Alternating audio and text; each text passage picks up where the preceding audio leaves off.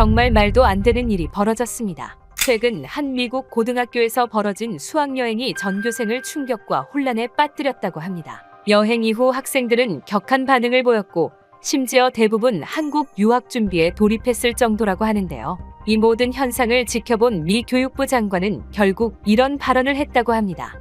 By a woman who described the Republican Party platform as a platform of white supremacy. This is going on at West Point. 대체 무슨 일이 있었던 걸까요? 안녕하세요. 저는 케빈 밀러입니다. 오늘은 평범한 미국 고등학생이었던 제 인생이 완전히 바뀐 이야기를 들려드리려고 해요. 모든 것은 그날 아침 우리 학교 강당에서 시작되었습니다. 교장 선생님의 특별 발표가 있다고 했죠. 브라이언은 제 옆에서 하품을 하며 휴대폰을 만지작거렸고 소피아는 앞자리에서 단상을 기대에 차게 바라보고 있었어요. 교장 선생님은 이번 학기 수학여행 대상국으로 대한민국이 선정되었다고 발표했습니다. 순간 강당이 얼어붙었죠. 몇 초간의 정적 후에 실망과 불만이 뒤섞인 웅성거림이 강당을 채웠어요. 특히 브라이언은 누구보다 큰 소리로 불평했습니다. 왜 하필 한국이야? 거기 아직도 전쟁 중 아냐? 대통령도 없으면서 북한이랑 총질하는 곳이라고. 브라이언의 말에 주변 학생들이 웃음을 터뜨렸어요. 제시카는 손을 들고 유럽 같은 진짜 문화가 있는 곳으로 갈 수 없냐고 물었습니다. 그러자 브라이언이 다시 끼어들었어요. 한국은 아직도 김치만 먹는 나라야. 기술이라곤 삼성 핸드폰 하나 베껴 만든 거 말고 뭐가 있어? 영어도 제대로 못하는 나라에서 뭘 배운다는 건지. 그때였습니다. 소피아가 자리에서 일어나 한국은 첨단 기술 강국이라며 브라이언의 무지를 지적했어요. 저는 그저 침묵을 지켰습니다. 솔직히 한국에 대해 특별한 생각이 없었거든요. 그냥 아시아의 한 나라, 삼성과 현대가 있는 나라 정도로만 알고 있었죠. 결국 교장 선생님은 마이크를 두드리며 질서를 요청했어요. 이것이 바로 수학여행이 필요한 이유라며 다른 문화를 경험하고 편견을 깨기 위한 기회라고 강조했습니다. 물론 그때는 알지 못했습니다. 이 발표가 제 인생을 완전히 뒤엎을 것이라는 사실을 말이죠. 그렇게 수학여행 발표 다음 날 우리 반은 사회 수업 시간에 모였습니다. 그린 선생님이 오늘의 수업은 한국 수학여행 찬반 토론이라고 했습니다. 그린 선생님은 여러 학생들의 반응을 고려해 공식 토론을 진행하기로 결정했어요. 교실이 갑자기 긴장감으로 가득 찼습니다. 그린 선생님은 반을 두 팀으로 나누었죠. 브라이언이 반대팀 대표로, 소피아가 찬성팀 대표로 뽑혔습니다. 브라이언은 토론을 시작하며 한국을 최악의 선택이라고 비판했습니다. 그는 한국은 자유도 없고 학생들이 로봇처럼 군다고 주장했어요. 아침 8시부터 밤 11시까지 오직 공부만 하는 나라라며 우리가 배울 것이 없다고 강조했습니다.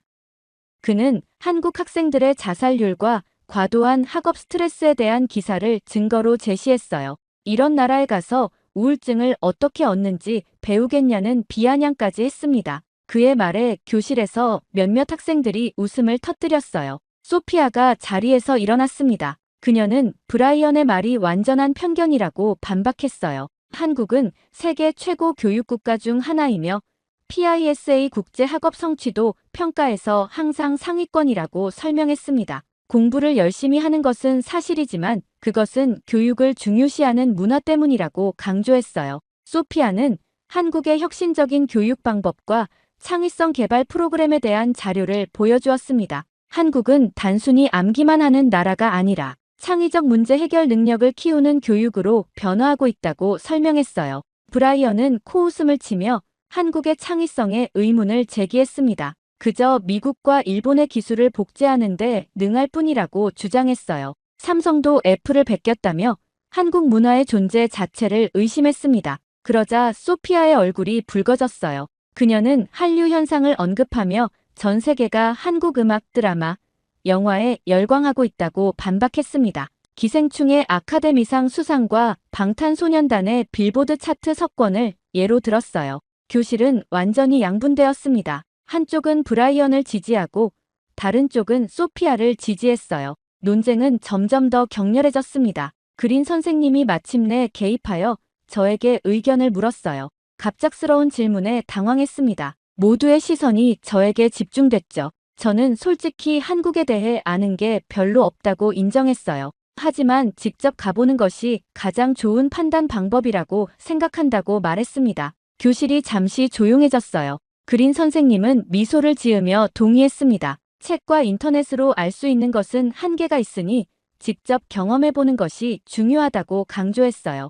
브라이언은 여전히 불만스러운 표정으로 시간 낭비라며 차라리 하와이에 가는 게 낫다고 투덜거렸습니다. 소피아는 승리한 듯한 표정으로 브라이언의 생각이 한국에 가면 완전히 바뀔 거라고 자신했어요. 그린 선생님은 다음 주부터 한국어와 문화에 대한 기본 수업을 시작한다고 알렸습니다. 수학여행은 한 달 후라며 모두 준비할 것을 당부했어요. 그렇게 한 달간의 한국어와 문화 수업이 빠르게 지나갔습니다. 이제 드디어 한국으로 떠나는 날이 되었어요.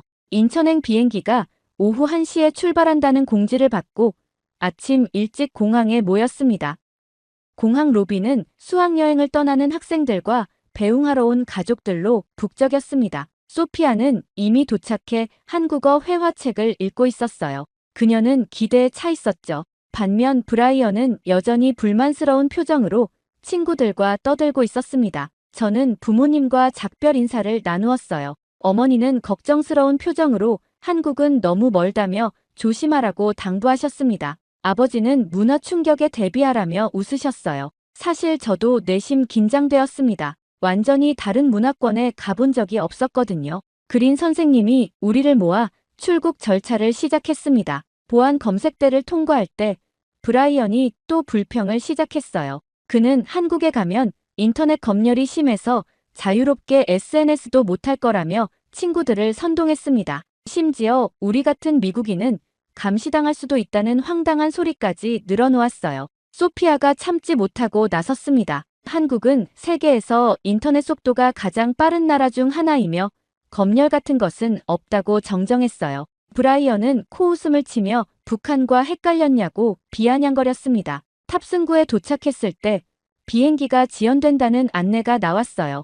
2시간을 더 기다려야 했습니다. 브라이언은 이것조차 한국의 탓이라며 이게 뭐가 글로벌이야? 비행기도 제 시간에 못 오는 나라야라고 불평했어요. 저는 창가에 앉아 생각에 잠겼습니다. 한 달간의 수업에서 한국에 대해 조금 알게 되었지만 여전히 많은 의문이 있었어요. 정말 그곳 학생들은 로봇처럼 공부만 할까? 음식은 정말 너무 매울까? 사람들은 영어를 얼마나 할 수 있을까? 브라이언의 부정적인 말들이 머릿속을 맴돌았습니다. 마침내 탑승 안내 방송이 나왔어요. 우리는 줄을 서서 비행기에 올랐습니다. 비행기 안으로 들어서자 한국 항공사의 승무원들이 미소로 우리를 맞이했어요. 그들의 정중한 인사에 브라이언조차 잠시 말문이 막힌 듯 했습니다. 창가 자리에 앉아 비행기가 이륙하는 동안 묘한 감정이 밀려왔습니다. 긴장과 기대, 약간의 두려움이 섞인 기분이었어요. 14시간의 비행 끝에 저희를 기다리고 있을 새로운 세계가 어떤 모습일지 상상했습니다. 브라이언은 옆자리에서 여전히 친구들에게 한국에 대한 부정적인 이야기를 하고 있었어요. 거기 가면 김치 냄새 때문에 숨도 못 쉴 거야. 벌써부터 비행기 음식이 걱정되네. 소피아는 몇 줄 앞자리에서 한국 영화를 보고 있었습니다. 그녀의 얼굴에는 설렘이 가득했어요. 제 생각은 점점 더 복잡해졌습니다. 누구의 말이 맞는 걸까? 브라이언처럼 실망하게 될까? 아니면 소피아처럼 새로운 문화에 매료될까? 마침내 14시간의 비행 끝에 인천국제공항에 도착했습니다. 비행기에서 내리자마자 저희를 맞이한 것은 놀라울 정도로 깨끗하고 현대적인 공항이었어요. 천장은 높았고 넓은 공간은 유리와 철골 구조물로 아름답게 디자인되어 있었습니다. 브라이언은 비행기에서 내리며 여전히 투덜거렸어요. 그는 한국이 낙후된 나라일 거라는 편견을 가지고 있었습니다. 하지만 공항의 첫인상은 그의 예상과 달랐던 모양이에요. 잠시 말문이 막힌 듯 했죠. 입국장으로 향하는 길, 자동화된 셔틀 트레인이 우리를 맞이했습니다. 소피아는 흥분했어요. 이거 봐, 완전 미래적이지 않아? 브라이언은 말없이 창밖을 바라보았습니다. 그의 표정이 조금씩 변하고 있었어요. 입국 심사대에 도착하자 더 큰 놀라움이 기다리고 있었습니다. 자동화된 입국 시스템이 여권을 스캔하고 지문과 얼굴 인식을 통해 빠르게 입국 절차를 진행했어요. 미국에서는 1시간 이상 기다려야 할 절차가 불과 몇 분 만에 끝났습니다. 이게 말이 돼?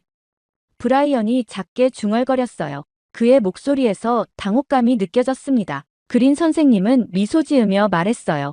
인천공항은 세계 최고의 공항 중 하나입니다. 17년 연속 서비스 품질 1위를 차지했죠. 짐을 찾아 세관을 통과한 후 우리는 공항 버스를 타고 서울로 향했습니다. 버스는 놀라울 정도로 깨끗했고 좌석마다 USB 충전 포트까지 있었어요. 브라이언은 점점 더 조용해졌습니다. 서울에 도착한 후 우리는 지하철을 타기 위해 역으로 향했어요. 지하철역은 미국의 어떤 역보다 깨끗했습니다. 바닥은 반짝거렸고 벽은 현대적인 디지털 안내판으로 가득했어요. 그러나 가장 인상적인 것은 사람들의 질서였습니다. 플랫폼에서 사람들은 줄을 서서 기다리고 있었어요. 지하철이 도착하자 타는 사람과 내리는 사람이 충돌 없이 질서정연하게 움직였습니다. 소음도 없었어요. 대부분의 사람들은 스마트폰을 보거나 조용히 앉아 있었습니다. 브라이언이 갑자기 소리쳤어요. 왜 아무도 소리 안 질러? 지하철이 조용하다고. 뉴욕에선 상상도 못할 일인데. 그의 큰 목소리에 몇몇 한국인들이 놀란 표정으로 쳐다보았습니다. 저는 창피함에 얼굴이 붉어졌어요. 교통카드를 받아 지하철 요금을 지불하는 과정도 놀라웠습니다. 전자결제 시스템이 완벽하게 작동했고 환승도 복잡하지 않았어요. 열차는 정확히 시간표대로 도착했고 안내방송은 한국어와 영어로 나왔습니다. 지하철에서 내려 호텔로 향하는 길, 저는 생각에 잠겼어요. 이건 뭔가 다르다는 느낌이 들었습니다. 브라이언이 말했던 한국의 모습과 지금 제가 경험하는 현실 사이에는 큰 차이가 있었죠. 호텔에 도착한 후 우리는 짐을 풀고 잠시 휴식을 취했습니다. 창밖으로 보이는 서울의 야경은 놀라웠어요. 빌딩들은 화려한 조명으로 빛났고 거리는 활기찼습니다. 브라이언은 침대에 누워 천장을 바라보았어요. 그의 표정에는 혼란이 가득했습니다. 이상해. 내가 상상했던 것과 너무 달라. 처음으로 그의 목소리에 무언가 달라진 것이 느껴졌어요. 둘째 날 아침, 우리는 호텔 근처를 둘러보기로 했습니다. 그린 선생님이 먼저 간단한 오리엔테이션을 진행했어요. 오늘은 현지 문화와 거리 풍경을 경험하는 날이라고 했습니다. 호텔을 나서자마자 제 눈에 들어온 것은 믿기 힘들 정도로 깨끗한 거리였어요. 쓰레기 하나 없이 정돈된 보도블록과 반짝이는 가로등이 인상적이었습니다. 미국의 대도시와는 완전히 다른 풍경이었죠. 브라이언도 주변을 둘러보며 의외라는 표정을 지었어요. 이상하네. 왜 쓰레기통이 보이지 않지?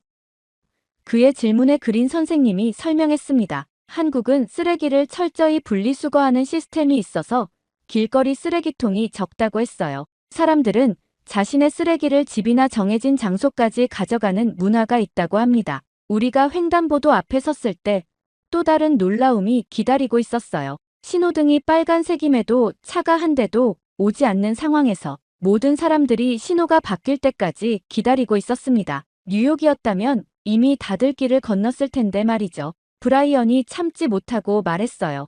이게 말이 돼? 차도 없는데 왜 다들 서 있는 거야? 그는 건너려 했지만 한국인들의 시선이 느껴져서인지 결국 신호를 기다렸습니다. 소피아는 미소를 지으며 공공질서를 존중하는 문화야. 좋지 않아?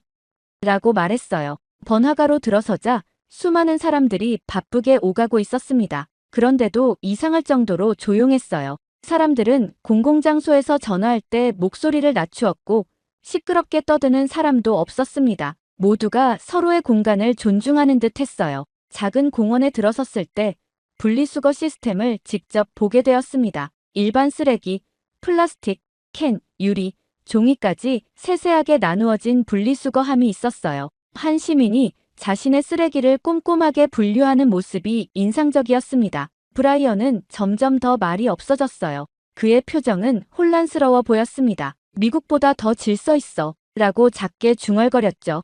이전의 비웃는 태도는 사라진 것 같았어요. 점심시간이 되어 우리는 현지 식당을 찾아갔습니다. 길을 찾는데 어려움을 겪고 있을 때 한 노인분이 다가오셨어요. 유창하지는 않지만 간단한 영어로 어디를 찾느냐고 물으셨습니다. 우리가 식당 이름을 말하자 그분은 웃으며 직접 안내해 주셨어요. 그분은 우리가 미국에서 왔다는 걸 알고는 더 친절해지셨습니다. 식당 앞까지 데려다 주시면서 한국에 대한 좋은 인상을 가져가길 바란다고 말씀하셨어요. 떠나시기 전에는 저희에게 작은 선물까지 주셨습니다. 한국 전통 디자인의 책갈피였어요. 브라이언은 눈시울이 붉어졌습니다. 그가 이런 모습을 보인 건 처음이었어요. 왜 이렇게 친절하지? 우리는 그냥 외국인인데 라고 말했습니다. 식당으로 들어가며 저는 깊은 생각에 잠겼어요. 하루 만에 보고 경험한 한국의 모습은 브라이언이 말했던 것과는 너무 달랐습니다. 질서, 청결, 상호 존중, 친절함. 이런 가치들이 일상에 깊이 녹아있는 나라였어요. 소피아가 웃으며 말했습니다. 이제 알겠어. 이게 진짜 한국이야. 브라이언은 아무 말도 하지 않았지만 그의 눈빛이 달라져 있었어요. 무언가가 그의 마음속에서 변하기 시작한 것 같았습니다. 다음 날 아침, 저희는 한국 고등학교를 방문했습니다. 그린 선생님이 미리 준비해둔 교복으로 갈아입었어요. 처음 입어보는 교복은 낯설었지만 신기하게도 모두가 단정해 보였습니다. 학교 정문에 도착하자 한국 학생들이 줄을 서서 우리를 맞이했어요. 그들은 깊이 허리를 숙이며 인사했습니다. 브라이언은 어색하게 고개만 끄덕였지만 소피아는 한국어로 안녕하세요라고 인사했죠. 저도 배운 대로 허리를 숙여 인사했어요. 교장 선생님의 환영사 후 우리는 각자 담당 학생과 짝을 이루어 교실로 향했습니다. 제 파트너는 민준이라는 학생이었어요. 그는 유창한 영어로 자신을 소개하며 웃었습니다. 브라이언은 지성이라는 학생과 짝이 되었죠. 지성이는 영어를 잘하지 못했지만 번역 앱을 사용해 열심히 소통하려고 노력했어요. 교실에 들어서자마자 놀라운 광경이 펼쳐졌습니다. 학생들 모두가 일제히 일어나 안녕하세요, 선생님이라고 인사했어요. 선생님이 들어오면 인사하는 문화라고 했습니다. 미국에서는 상상할 수 없는 일이었어요. 첫 수업은 수학이었습니다. 한국 학생들의 수학 실력은 놀라웠어요. 우리가 대학에서 배우는 미적분을 고등학생들이 자유자재로 풀어내는 모습에 브라이언조차 입을 다물지 못했습니다. 하지만 더 놀라운 것은 그들의 열정이었어요. 질문이 있으면 적극적으로 손을 들고 서로 토론하며 문제를 해결해 나갔습니다. 쉬는 시간, 민준이 저에게 학교 시스템에 대해 설명해 주었어요. 한국 학생들은 보통 아침 8시부터 저녁까지 학교에 있다고 했습니다.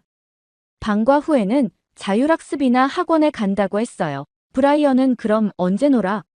라고 물었습니다. 지성이는 웃으며 주말에, 그리고 짧은 시간이라도 친구들과 함께하면 행복해라고 대답했어요. 점심시간이 되자 또 다른 놀라움이 기다리고 있었습니다. 학생들은 질서정연하게 줄을 서서 급식을 받았어요. 급식은 다양한 반찬과 국, 밥으로 구성되어 있었습니다. 브라이언은 김치를 보고 망설였지만 용기를 내어 한 입 먹어보더니 의외로 맛있다며 놀라워했어요. 더 놀라운 것은 학생들이 자신의 식판을 직접 정리하는 모습이었습니다. 음식물 쓰레기, 일반 쓰레기, 재활용품까지 분류하여 버리고 식판을 깨끗이 정리했어요. 미국에서는 대부분 누군가가 치워주기를 기대하는데 여기서는 모두가 자신의 책임을 다했습니다. 오후에는 팀 프로젝트 활동이 있었어요. 한국 학생들과 미국 학생들이 섞여 4인 1조로 팀을 이루었습니다. 주제는 양국의 청소년 문화 비교였어요. 처음에는 언어 장벽 때문에 어색했지만 점차 몸짓과 간단한 영어, 번역 앱을 활용해 소통했습니다. 브라이언이 속한 팀은 음악과 엔터테인먼트를 주제로 삼았어요. 처음으로 브라이언의 얼굴에 진짜 웃음이 번졌습니다. 지성이가 K-팝 댄스를 가르쳐주자 브라이언도 미국 힙합을 선보였어요. 언어는 달라도 음악은 통한다는 걸 느끼는 순간이었습니다. 하교 시간, 한국 학생들이 작은 선물을 건네주었어요. 손으로 접은 종이약, 한글로 쓴 우리 이름, 작은 기념품들이었습니다. 브라이언은 지성이가 준 태극기 핀을 바라보다가 눈시울이 붉어졌어요. 고마워. 정말 고마워라고 말하는 그의 목소리가 떨렸습니다. 넷째 날, 우리는 다시 학교를 방문했습니다. 이번에는 특별한 경험이 기다리고 있었어요. 한국 학교의 청소 시간에 참여하게 된 것입니다. 수업이 끝난 후 학생들이 일제히 자리에서 일어났습니다. 선생님이 청소 구역을 나누자 모두가 자신의 담당 구역으로 흩어졌어요. 걸레, 빗자루, 쓰레기통을 들고 교실, 복도, 심지어 화장실까지 직접 청소하기 시작했습니다. 브라이언은 믿을 수 없다는 표정이었어요. 학교에 청소부가 없어? 라고 물었습니다. 민준이가 웃으며 대답했죠. 물론 있지만 우리가 사용하는 공간은 우리가 책임져야 해. 저는 복도 청소팀에 합류했습니다. 처음에는 어색했지만 함께 일하는 기분이 이상하게 좋았어요. 소피아는 교실 창문을 닦으며 즐거워 보였습니다. 놀랍게도 브라이언도 점차 열심히 참여하기 시작했어요. 화장실 청소를 하던 한 학생이 말했습니다. 청소는 단순히 더러움을 치우는 것이 아니에요. 공동체를 위한 책임감을 배우는 과정이죠. 그 말이 제 마음에 깊이 와닿았습니다. 청소가 끝난 후 우리는 학교 옥상에 모였어요. 민준이가 설명했습니다. 우리나라가 빠르게 발전할 수 있었던 것은 바로 이런 공동체 정신 때문이에요. 함께 고난을 이겨내고 서로를 배려하는 문화가 있었기 때문이죠. 브라이언의 표정이 진지해졌어요. 이런 문화가 있었기에 한국이 발전한 거야라고 그가 중얼거렸습니다. 더 이상 비웃음이나 무시하는 태도는 찾아볼 수 없었어요. 학교를 나서면서 저는 깊은 생각에 잠겼습니다. 청소는 단지 정리가 아니라 마음을 다스리는 훈련이었어요. 책임감, 협동심, 공동체 의식을 배우는 과정이었습니다. 그날 저녁 호텔 로비에서 브라이언이 조용히 말했어요. 내가 틀렸어. 한국은 내가 생각했던 것과 완전히 달라. 그의 눈에는 깨달음이 빛나고 있었습니다. 그렇게 한국에서의 10일이 눈 깜짝할 사이에 지나갔습니다. 인천공항에서 출국 절차를 밟는 동안 우리 모두는 묘한 침묵에 잠겼어요. 아무도 떠나고 싶지 않았습니다. 비행기 안, 브라이언은 창밖을 바라보며 생각에 잠겼어요. 케빈, 내가 완전히 틀렸어. 한국은 사람을 키우는 나라였어. 그의 목소리에는 후회와 존경이 섞여 있었습니다. 한국에 대한 그의 편견은 완전히 바뀌었어요. 미국으로 돌아온 후 첫 등교일, 학교는 달라 보이지 않았지만 우리는 달라져 있었습니다. 복도에서 무심코 버려진 쓰레기를 보며 저는 자연스럽게 몸을 숙여 주었어요. 브라이언도 같은 행동을 했습니다. 우리는 서로를 바라보며 미소 지었죠. 점심시간, 카페테리아에서 브라이언은 놀라운 발표를 했어요. 그가 학생회에 지원해 학교 환경 개선 프로젝트를 시작하겠다는 것이었습니다. 한국에서 배운 공동체 의식을 우리 학교에도 도입하고 싶어. 소피아는 더 적극적이었어요. 그녀는 한국에 대한 다큐멘터리를 제작하기 시작했습니다. 한국의 학교 시스템, 공공질서, 문화적 가치를 소개하는 프로젝트였죠. 학교 내 한국 문화 동아리도 만들었어요. 한 달 후 학교 전체 조회 시간에 우리 셋은 한국 경험을 발표했습니다. 브라이언이 먼저 나섰어요. 저는 한국에 가기 전 무지하고 편견에 가득 찬 사람이었습니다. 하지만 이제는 알아요. 한국은 세계가 배워야 할 나라라는 것을. 저도 제 경험을 나누었습니다. 한국을 보기 전과 후 저는 완전히 달라졌어요. 공동체를 생각하는 방식, 타인을 존중하는 태도, 미래를 준비하는 자세까지 모든 것이 변했습니다. 발표가 끝난 후 놀랍게도 많은 학생들이 한국에 관심을 보이기 시작했어요. 내년 수학여행 희망지 투표에서 한국이 1위를 차지했다는 소식이 전해졌습니다. 그날 밤 창가에 앉아 한국에서 찍은 사진들을 다시 보았어요. 깨끗한 거리, 질서 정연한 지하철, 웃는 얼굴의 학생들, 그리고 우리를 도와주셨던 노인분의 모습까지. 이 모든 기억이 제 마음속에 새로운 가치를 심어주었습니다. 이제는 전 세계가 배우고 싶어하는 나라, 바로 대한민국입니다. 그리고 저는 그 나라에서 배운 삶의 태도를 평생 간직할 것이에요. 정말 말도 안 되는 일이 일어났습니다. 최근 뉴욕주 기록 보관소에서 발견된 한 문서로 인해 미국이 발칵 뒤집혔다고 합니다. 그 안에는 미국이 70년 넘게 숨겨온 충격적인 진실이 담겨 있었다고 하는데요. 내용이 폭로되자마자 많은 이들이 경악을 금치 못했을 정도라고 하죠. 문서가 발견되자마자 미국 정부는 급하게 기자회견을 했다고 합니다. I asked my Republican colleagues, "Are you fine with this? Are you fine with decimating social?" 대체 무슨 일이 있었던 걸까요? 안녕하세요. 저는 소피안입니다. 한국계 미국인으로 독립탐사기자로 활동 중이죠. 어릴 적부터 한국계 미국인으로 살아간다는 것이 쉽지만은 않았어요. 아이들은 제 도시락을 보고 코를 찌푸렸고 제 이름을 일부러 잘못 발음하며 웃곤 했습니다. 너희 나라로 돌아가라는 말은 기본이었고 저를 볼 때마다 눈을 찍고는 했으니까요. 그럴 때마다 아버지는 소피야, 넌 자랑스러운 한국인이야. 우리 조상들은 어려운 상황에서도 항상 멋진 업적을 남겼단다라고 격려해 주셨어요. 어머니도 늘 내 뿌리를 절대 잊지 말으렴 하고 말씀하셨죠. 그 말씀들이 제게 힘이 되었고 덕분에 저는 기죽지 않고 당당하게 자랄 수가 있었습니다. 이런 성장 배경 덕분에 저는 문화와 교육의 연결고리에 관심을 갖게 됐어요. 특히 아버지는 항상 교육이야말로 모든 불평등을 해소하는 열쇠라고 강조하셨습니다. 그분의 영향으로 저는 저널리즘을 통해 다양한 문화 간의 교육 정책을 조명하는 일을 하게 되었죠.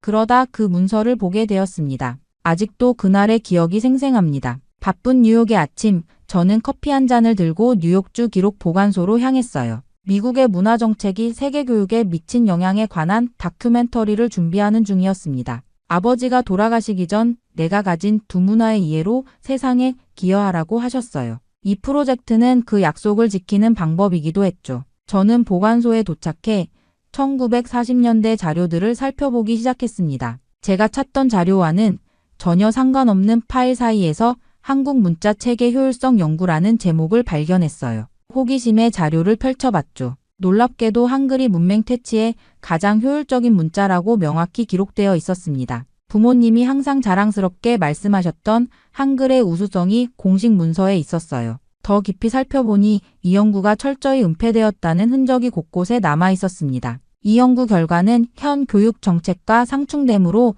대외비로 분류할 것이라는 글귀도 있었죠. 직원에게 자료들을 복사해도 되는지 물었어요. 직원은 잠시 머뭇거리더니 이 문서는 최근 기밀 해제된 것이라고 답했습니다. 서둘러 모든 페이지를 스캔했어요. 며칠 후 더 많은 자료를 찾기 위해 다시 보관소를 찾았습니다. 그러나 그 문서는 흔적도 없이 사라져 있었어요. 직원은 그 자료가 현재 접근이 제한되어 있으며 상부의 재검토가 필요하다고 했습니다. 그날 저녁 휴대폰에 알림이 울렸어요. 모르는 번호였습니다. 이 연구는 건드리지 않는 것이 좋을 거야. 화면을 보는 제 손이 떨렸습니다. 누가? 왜? 연구를 시작하지도 않았는데 벌써 경고를 받다니요. 창문 밖으로 뉴욕의 밤거리를 바라보며 생각에 잠겼습니다. 어릴 적 아이들의 놀림에 맞서 당당히 서 있던 순간들이 떠올랐어요.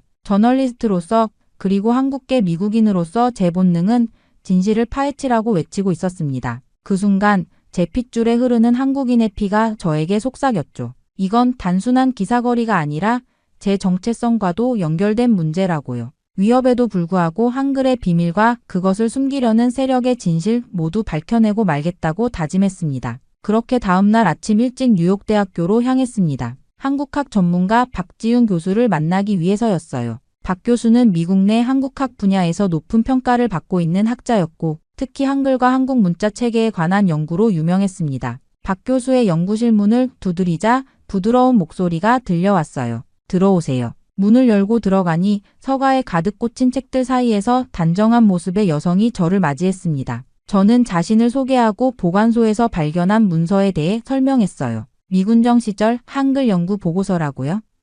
박 교수의 눈이 커졌습니다. 실제로 보셨다니 놀랍네요. 저도 그런 연구가 있었다는 소문은 들었지만 실제 문서는 본 적이 없어요. 제가 스캔한 자료를 보여드리자 박 교수는 한동안 말없이 문서를 읽었습니다. 그리고 깊은 숨을 내쉬었어요. 소피 씨, 한글은 단순한 문자가 아닙니다. 세종대왕이 과학적으로 설계한 문자 체계죠. 발음 기관의 모양을 본떠 만들었고 모음은 천지인 철학을 반영했어요. 이렇게 과학적으로 설계된 문자는 세계적으로 드뭅니다. 박 교수는 잠시 생각에 잠긴 듯 창밖을 바라보더니 조심스럽게 말을 이어갔어요. 하지만 이 연구에 깊이 발을 들이면 위험할 수 있어요. 조심하세요. 그 말에 저는 기록 보관소에서의 이상한 경험과 받은 메시지에 대해 털어놓았습니다. 박 교수의 표정이 굳어졌어요. 저도 비슷한 경험이 있어요. 몇 년 전 미군정 시기 한국 교육 정책에 관한 연구를 시작했었죠. 그런데 갑자기 연구비 지원이 중단됐어요.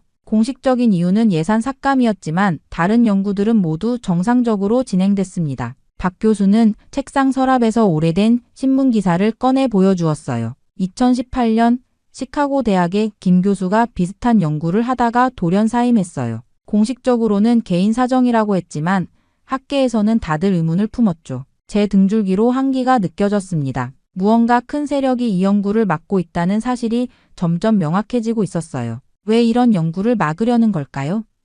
제가 물었습니다. 박 교수는 한참을 망설이다 말했어요. 한글의 효율성이 입증되면 미국의 언어 교육 정책 전반에 의문이 제기될 수 있어요. 더 나아가 세계 각국에 영어를 보급하려는 미국의 문화 정책과도 충돌할 수 있고요. 그녀는 제 손을 꼭 잡았습니다. 소피 씨, 이건 단순한 학술 연구가 아니에요. 정치와 권력이 얽힌 문제입니다. 조심하세요. 하지만 진실이 밝혀진다면 그것은 정말 중요한 발견이 될 거예요.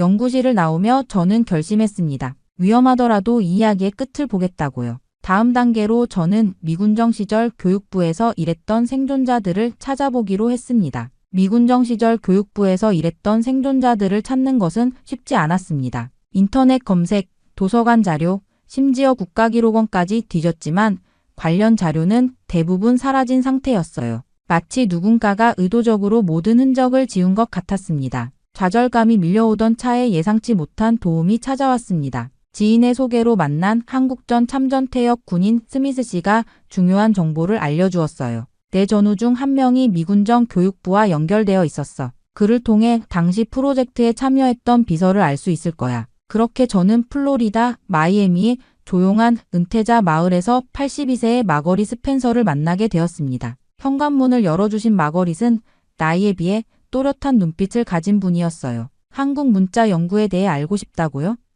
마거릿의 목소리에는 놀라움이 묻어났습니다. 75년이 넘는 세월 동안 아무도 그것에 대해 묻지 않았는데 말이에요. 따뜻한 차를 마시며 마거릿은 1947년 자신이 미군정 연구 프로젝트의 문서 작성자로 일했던 시절을 회상했습니다. 그 프로젝트는 한국의 문맹률을 낮추기 위한 최적의 교육 방법을 연구하는 것이었어요. 처음에는 영어 교육이 중심이었지만 연구가 진행될수록 한글의 효율성이 명확히 드러났죠. 마거릿의 기억은 놀라울 정도로 선명했습니다. 한글을 배운 학생들은 불과 몇 주 만에 기본적인 읽기를 마스터했어요. 같은 기간 영어를 배운 학생들은 절반도 따라가지 못했죠. 수치로 보면 한글의 학습 효율성이 최소 3배 이상 높았어요. 왜 이 연구 결과가 공개되지 않았나요? 제가 물었습니다. 마거릿은 깊은 한숨을 내쉬었어요. 당시 연구가 발표되었다면 한국의 교육 정책이 전혀 달라졌을 것입니다. 하지만 그녀는 잠시 망설이더니 말을 이었습니다. 일부 미국 교육 관계자들이 연구 결과에 불편해했어요. 특히 영어 보급을 담당하던 사람들은 이 연구가 미국의 영어 우선 정책과 충돌한다며 강하게 반발했죠. 놀라운 이야기가 이어졌습니다. 한 한국인 연구원이 연구 결과를 언론에 유출하려고 했어요. 그는 한글의 우수성이 세상에 알려져야 한다고 주장했죠. 다음날 그는 보안 위반이라는 이유로 해고되었고 그 후로 연구팀에서는 그에 대해 언급하는 것조차 금지되었어요. 마거릿은 오래된 사진첩을 꺼내 보여주었습니다. 그 속에는 연구팀 단체 사진이 있었어요. 이 사람이 그 한국인 연구원이에요. 이름은 김재현이었던 것 같아요. 인터뷰를 마치고 호텔로 돌아온 저는 즉시 노트북을 켜고 메모를 정리하기 시작했습니다. 그런데 이메일을 확인하자 이상한 점을 발견했어요. 제가 보내지 않은 이메일이 발신함에 있었고 모든 폴더가 뒤죽박죽이었습니다. 휴대폰도 마찬가지였어요. 최근 통화 기록이 모두 지워져 있었고 낯선 앱이 설치되어 있었습니다. 누군가 제 기기들을 해킹한 것이 분명했어요. 이제 위험은 더 이상 추상적인 위협이 아니었습니다. 그들은 제가 무엇을 찾고 있는지 알고 있었고 저를 감시하고 있었습니다. 하지만 이제 숨어있던 퍼즐 조각이 드러나기 시작했어요. 김재현, 그는 누구였을까요? 그리고 그에게 무슨 일이 일어났던 걸까요? 이 의문을 안고 뉴욕으로 돌아오는 비행기 안에서 문득 한 가지 생각이 떠올랐습니다. 할아버지 헨리 한 대령도 한국전에 참전했었고 전쟁 전에는 미군정에서 교육 지원 임무를 수행했다고 들었어요. 혹시 할아버지의 유품 속에 단서가 있지 않을까 하는 희망이 생겼습니다. 뉴욕에 도착하자마자 어머니에게 전화를 걸었어요. 엄마, 할아버지가 한국에서 가져온 물건들이 아직 보관되어 있나요? 물론 있지. 다락방에 그대로 있어. 왜 갑자기 그걸 찾니? 다큐멘터리 작업 중인데 도움이 될 것 같아요. 다음날 교회의 부모님 집 다락방에서 할아버지의 낡은 트렁크를 열었습니다. 군복 훈장, 편지들 사이에서 한국 교육 임무 1940년대라고 표시된 폴더를 발견했어요. 떨리는 손으로 폴더를 열자 미군정 교육부 내부 문건들이 나왔습니다. 그 중에서도 할아버지의 개인 노트가 제 시선을 사로잡았어요. 페이지를 넘기다 충격적인 문장을 발견했습니다. 한글 연구 보고서는 뉴욕 본부로 이관됨. 연구 내용은 기존 정책과 상충됨으로 언급 금지. 심장이 빠르게 뛰기 시작했어요. 이것은 제가 찾던 바로 그 연구였습니다. 그리고 그 아래에는 더 충격적인 내용이 있었습니다. 김재현 연구원의 행방은 여전히 불명. 공식적으로는 사직 처리됨. 노트를 더 살펴보던 중 한 장의 사진이 떨어졌어요. 사진 뒷면에는 서울 1947년 6월이라고 적혀 있었습니다.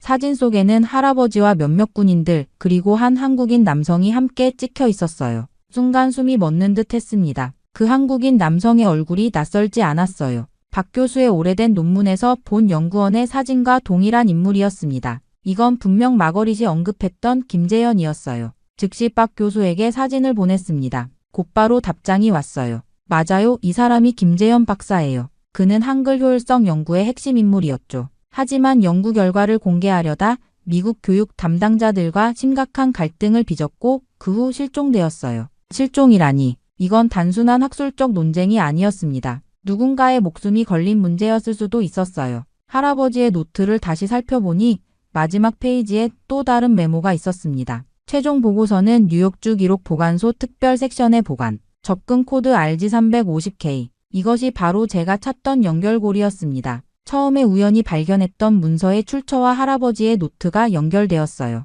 이제 완전한 보고서를 찾아야 했고 김재현에게 무슨 일이 일어났는지도 알아내야 했습니다. 다시 한번 위험을 무릅쓰고 뉴욕주 기록 보관소로 향하기로 결심했어요. 이번에는 정확한 접근 코드를 가지고 박 교수의 도움을 받아 진실에 한 걸음 더 다가설 수 있을 것 같았습니다. 내 한국인의 피가 더욱 뜨겁게 끓어오르는 순간이었어요. 다음 날 아침 박 교수를 만나 함께 뉴욕주 기록 보관소로 향했습니다. 이전과 달리 이번에는 명확한 목표가 있었어요. 할아버지의 노트에 적힌 접근 코드 RG350K를 이용해 최종 보고서를 찾아내는 것이었습니다. 소피 씨 정말 용기 있는 행동이에요. 박 교수가 차 안에서 말했습니다. 무엇이 기다리고 있을지 모르지만 한국인으로서 이 진실을 밝히는데 함께할 수 있어 기쁩니다. 보관소에 도착해 접근 코드를 제시하자 직원은 잠시 당황하는 기색을 보였어요. 이 섹션은 특별 허가가 필요합니다만 그러나 제가 준비해 간 할아버지의 군 신분증과 관련 서류를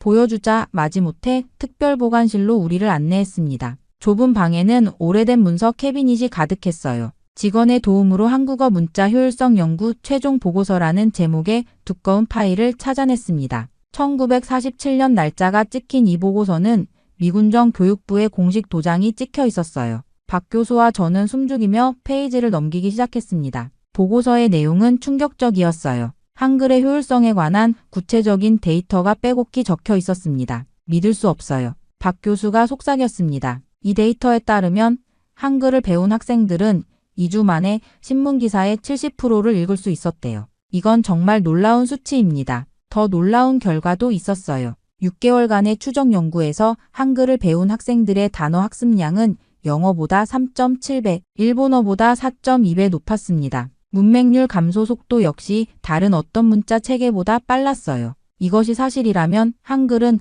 정말 세계에서 가장 효율적인 문자 체계인 거네요. 제가 감탄했습니다. 그러나 보고서 말미에 첨부된 정책 메모를 보고 우리는 경악할 수밖에 없었어요. 미국의 영향력 확대를 위해 영어 교육을 우선하고 한글의 효율성 연구는 내부 참고용으로만 사용할 것. 이 연구 결과의 공개는 미국의 언어 정책 및 문화 수출 전략에 악영향을 미칠 수 있음. 우리는 서로를 바라보았습니다. 이건 단순한 학술적 발견을 넘어선 정치적 결정이었어요. 미국의 언어적, 문화적 패권을 위해 한글의 효율성을 의도적으로 무시한 것이었죠. 이걸 봐요. 박 교수가 보고서의 저자 목록을 가리켰습니다. 주 연구원으로 김재현의 이름이 있었고 그 옆에는 할아버지 헨리한의 이름도 있었어요. 할아버지와 김재현은 동료였던 거네요. 마지막 페이지에는 손글씨로 적힌 메모가 있었습니다. 이 연구는 한국 교육의 미래를 위해 반드시 보존되어야 한다. 저는 눈물이 글썽였어요. 할아버지께서 이 진실을 보존하기 위해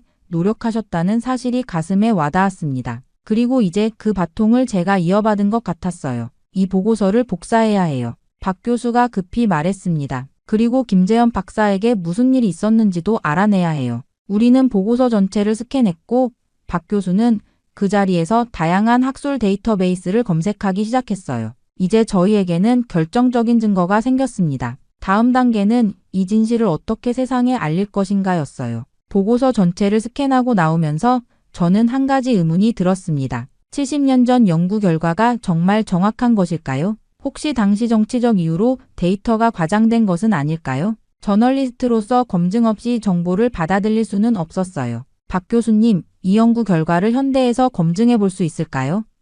제가 물었습니다. 박 교수는 잠시 생각하더니 답했어요. 재미있는 생각이네요. 제 수업을 듣는 학생들 중에서 자원자를 모아볼 수 있겠어요. 일주일 후 우리는 20명의 대학생으로 실험 그룹을 구성했습니다.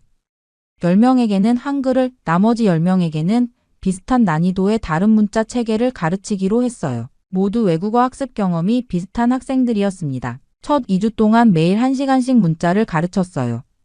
그리고 간단한 신문기사 해독 테스트를 실시했습니다. 결과는 충격적이었어요. 한글을 배운 학생들은 평균적으로 제시된 기사의 68%를 읽을 수 있었던 반면 다른 문자를 배운 학생들은 평균 23%에 그쳤습니다. 이건 미군정 보고서의 결과와 거의 일치해요. 박 교수가 흥분했습니다. 70년이 지났는데도 결과가 동일하다는 건 그 연구가 정말 과학적으로 진행되었다는 증거예요. 실험 참가자들도 한글의 효율성에 놀라워했어요. 한 학생은 자신의 인스타그램에 2주 만에 한글로 신문을 읽게 됐다니 믿기지 않아. 해시태그 한글 효율성, 해시태그 언어혁명 같은 내용을 올렸고 이 게시물은 빠르게 공유되기 시작했습니다. 저는 이 결과를 담은 예비보고서를 작성해 몇몇 미디어 관계자에게 보냈어요. 한 온라인 교육 매체가 관심을 보였고 인터뷰까지 진행했습니다. 이제 진실이 세상에 알려지기 시작한 것 같았어요. 그러나 다음날 아침 모든 것이 달라졌습니다. 실험에 참여했던 학생의 게시물이 삭제됐다는 연락을 받았어요. 갑자기 내 계정에 접속할 수 없었고 복구했을 때는 그 게시물만 사라져 있었어. 더 충격적인 일은 이어졌습니다. 제 이메일로 익명의 메시지가 도착했어요. 이제 그만두는 것이 좋을 것이다. 당신의 미래를 위해서.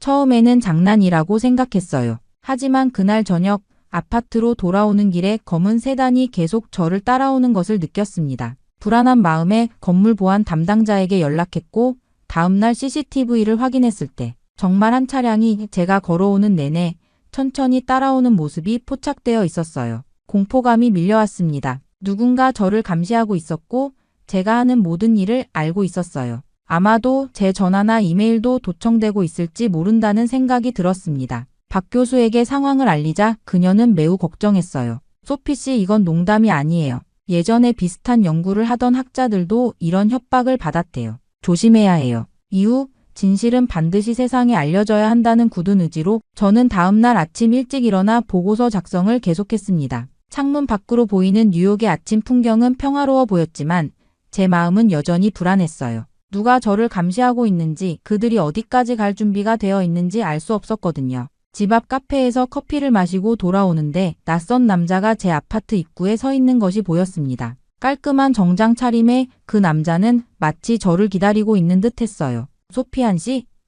그가 제게 다가왔습니다. 저는 국무부 문서 담당관 에드워드 밀러입니다. 그는 공식 신분증을 보여주며 말을 이었어요. 소피 씨, 당신이 소지하고 있는 미군정 문서들은 즉시 반납되어야 합니다. 그 문서들은 여전히 국가안보와 관련된 기밀 사항을 포함하고 있습니다. 순간 등줄기로 한기가 느껴졌어요. 어떻게 그들이 제가 어떤 문서를 가지고 있는지 알 수 있었을까요? 무슨 말씀이신지 모르겠네요. 제가 무심한 척 대답했습니다. 밀러의 표정이 딱딱하게 굳었어요. 한씨, 우리는 당신이 기록 보관소에서 열람한 모든 문서를 알고 있습니다. 또한 당신이 할아버지의 문서를 통해 접근 코드를 획득했다는 것도요. 이 문제는 단순한 역사적 호기심 이상의 국가 안보 문제입니다. 그는 목소리를 낮추며 덧붙였어요. 이 문제를 계속 파헤친다면 기자로서의 커리어가 끝날 수도 있습니다. 정부는 다양한 방법으로 불필요한 관심을 제한할 수 있어요. 저는 그의 말에 충격을 받았지만 최대한 침착함을 유지하려 노력했습니다. 그렇다면 왜 70년 전 언어 연구가 국가 안보 문제인지 설명해 주시겠어요? 밀러는 대답 대신 명함을 건네며 말했어요. 48시간 내에 모든 문서를 이 주소로 반납하세요. 당신의 협조가 미래를 결정할 겁니다. 그가 떠난 후 집에 들어가려는데 휴대폰에 은행의 알림이 왔습니다. 계좌가 동결되었다는 내용이었어요. 심장이 쿵쾅거렸습니다. 즉시 은행에 전화했지만 정부 요청에 따른 일시적 조치라는 답변만 들을 수 있었어요. 더 충격적인 일은 그날 오후에 일어났습니다. 제가 작업 중이던 독립 언론사에서 메일이 왔어요. 당신과의 협력을 중단해야겠습니다. 최근 상황을 고려할 때 이것이 최선의 결정이라 생각합니다. 그날 밤 늦게 귀가했을 때 아파트 문이 살짝 열려 있는 것을 발견했습니다. 조심스럽게 안으로 들어가니 집안은 괴한이 침입한 흔적이 역력했어요. 서랍은 뒤집혀 있었고 노트북은 사라졌습니다. 침대 위에는 종이 한 장이 놓여 있었어요. 이제 그만둬라. 공포에 떨면서도 가장 먼저 확인한 것은 비밀 장소에 숨겨둔 USB였습니다. 다행히 그곳은 발견되지 않았어요. 모든 중요 문서는 그 USB와 온라인 클라우드에 백업해둔 상태였습니다. 불안한 마음에 박 교수에게 전화를 걸었지만 연결되지 않았어요. 문자를 보냈자 잠시 후 짧은 답장이 왔습니다. 그들이 날 감시하고 있어. 당분간 연락하지 마. 그날 밤 저는 창가에 서서 어두운 거리를 바라보았습니다. 이제 저는 완전히 고립되었어요. 계좌는 동결되고 일자리는 잃었으며 동료는 연락이 두절됐습니다. 하지만 진실은 제 손안에 있었고 이대로 물러설 수는 없었습니다. 다음 날 아침 저는 일찍 일어나 보고서 작성을 계속했습니다. 창문 밖으로 보이는 뉴욕의 아침 풍경은 평화로워 보였지만 제 마음은 여전히 불안했어요. 누가 저를 감시하고 있는지, 그들이 어디까지 갈 준비가 되어 있는지 알 수 없었거든요. 집 앞 카페에서 커피를 마시고 돌아오는데 낯선 남자가 제 아파트 입구에 서 있는 것이 보였습니다. 깔끔한 정장 차림의 그 남자는 마치 저를 기다리고 있는 듯 했어요. 소피안 씨?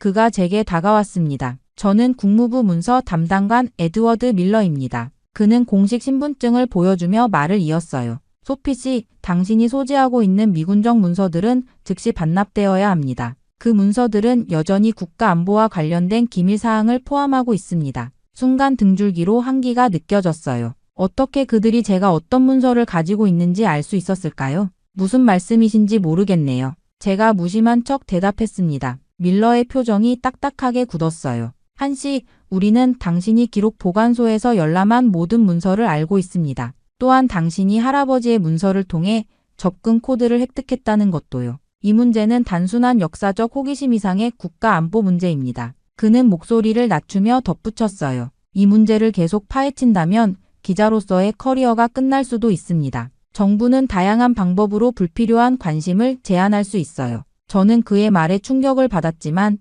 최대한 침착함을 유지하려 노력했습니다. 그렇다면 왜 70년 전 언어 연구가 국가 안보 문제인지 설명해 주시겠어요? 밀러는 대답 대신 명함을 건네며 말했어요. 48시간 내에 모든 문서를 이 주소로 반납하세요. 당신의 협조가 미래를 결정할 겁니다. 그가 떠난 후 집에 들어가려는데 휴대폰에 은행의 알림이 왔습니다. 계좌가 동결되었다는 내용이었어요. 심장이 쿵쾅거렸습니다. 즉시 은행에 전화했지만 정부 요청에 따른 일시적 조치라는 답변만 들을 수 있었어요. 더 충격적인 일은 그날 오후에 일어났습니다. 제가 작업 중이던 독립 언론사에서 메일이 왔어요. 당신과의 협력을 중단해야겠습니다. 최근 상황을 고려할 때 이것이 최선의 결정이라 생각합니다. 그날 밤 늦게 귀가했을 때 아파트 문이 살짝 열려 있는 것을 발견했습니다. 조심스럽게 안으로 들어가니 집안은 괴한이 침입한 흔적이 역력했어요. 서랍은 뒤집혀 있었고 노트북은 사라졌습니다. 침대 위에는 종이 한 장이 놓여 있었어요.